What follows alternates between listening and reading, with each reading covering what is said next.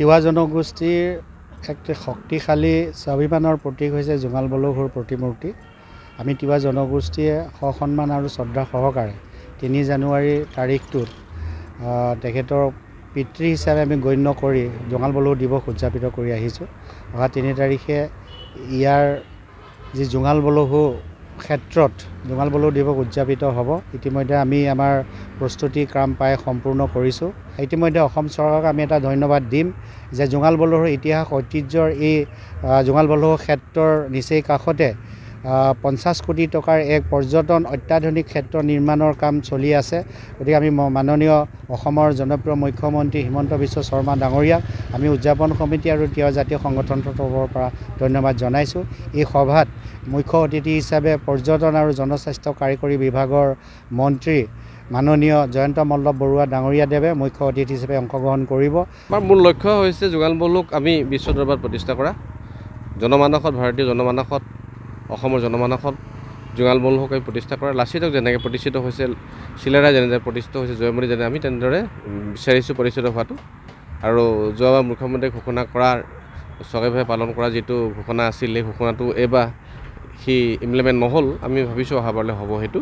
গতিকে চৰকাৰ জনসাধাৰণৰ মাজলৈ এৰি দিয়াটো হৈছে আমাৰ মূল কাৰ্য।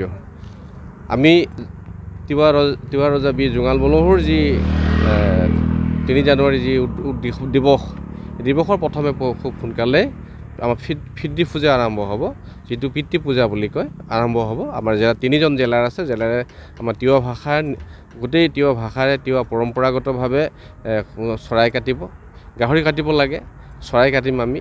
তাৰ পিছৰ সময়ত ৰজা শলা ৰাজ্যৰ ৰজাই শ্ৰদ্ধাঞ্জলি জনাব আৰু পুষ্পাঞ্জলি জনাব।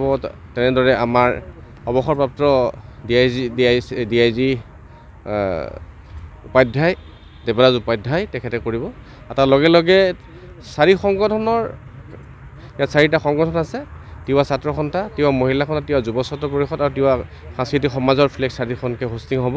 আৰু হোষ্টিঙৰ সময়তে আমি যি আমাৰ জাতিৰ সংগীত আছে, এই সংগীত আমি পৰ্যবেক্ষণ কৰিম। সংগীতসকলে সমানুগতিক ৰাইজে গাম। তাৰ পৰৱৰ্তী সময়ত আলোচনা চক্ৰ এখন আছে, তিৱা বিষয় এটাৰ সন্দৰ্ভত আলোচনা চক্ৰ এখন আছে। আলোচনা চক্ৰৰ পিছতে মুকলি সভা আমাৰ আৰম্ভ হ'ব। মুকলি সভাত আমাৰ মুখ্য অতিথি হিচাপে থাকিব অসমৰ মাননীয় টুৰিজম বিভাগৰ মন্ত্ৰী জয়ন্ত মল্লৱ বৰুৱা থাকিব, পীযুষ হাজৰিকা থাকিব আৰু অন্যান্য MLA সকল আৰু অন্যান্য বিভিন্ন ৰকমৰ কাউন্সিলৰ যিসকল চিফ আছে সেইসকল থাকিব। আৰু যিখন মুকলি সভা শেষ হোৱাৰ পিছতে সন্ধিয়া আমি 5 বজাত আমাৰ লক্ষ্য আছে আমি 500 গুছি বন্তি জ্যেষ্ঠসকলৰ দ্বাৰা আৰু সংগঠনৰ মুৰব্বীসকলক লৈ পেলাই আমি 500 গুছি বন্তি প্ৰজ্বলন কৰিম।